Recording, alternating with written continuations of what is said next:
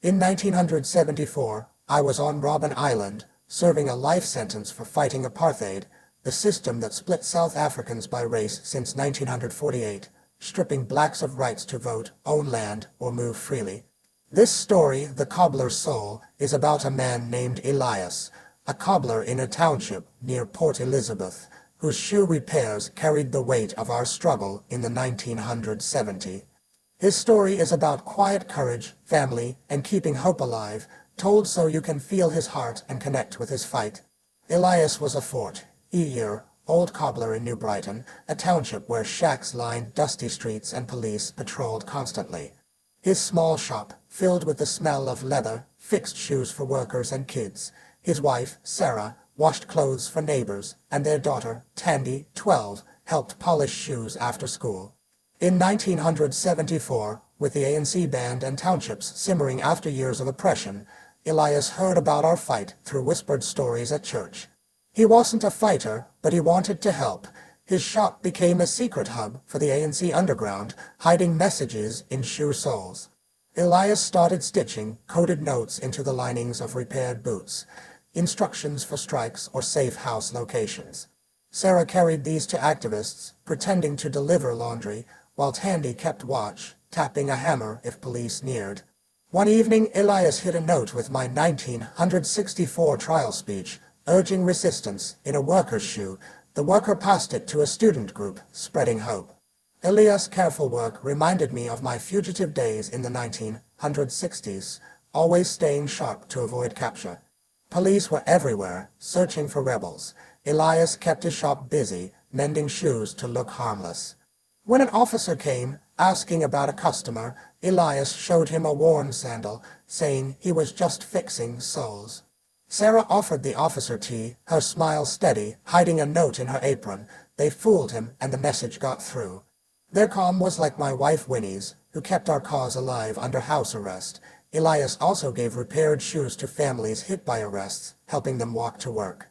In 1975, Elias' shop became a meeting spot for activists planning a boycott of white-owned stores. He worked late, his hammer tapping to cover their talks. Thandi stood outside, pretending to play, ready to signal trouble. During a raid, Elias hid papers in a pile of old leather, telling police he was just a cobbler. They left and his work continued. On Robben Island, I heard about people like him through new prisoners, their courage a light in our cold cells.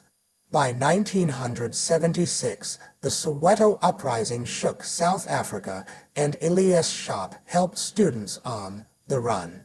He hit a young protester, injured in a march in his storeroom, mending his shoes while Sarah brought food. Thandi led the boy to a safe house at night, her bravery echoing the 1960 Sharpeville protests, where people stood firm. Elias' souls carried messages to fighters hiding in nearby townships, his shop a quiet anchor in the storm. In 1977, police burned his shop, suspecting it was an ANC hideout. Elias rebuilt in a neighbor's shed using borrowed tools. He said, "They can burn my shop, but not my soul." His words were like our prison talks, where we vowed to keep going. Thandi, now 15, started carrying messages herself, hiding them in her school shoes. Elias' work fueled the uprising, his repaired shoes walking in protests across Port Elizabeth. During a 1978 crackdown, police detained Elias for 2 weeks, questioning him about the ANC. He stayed silent, thinking of Thandi and Sarah. Released, he kept mending, his shop a symbol of hope.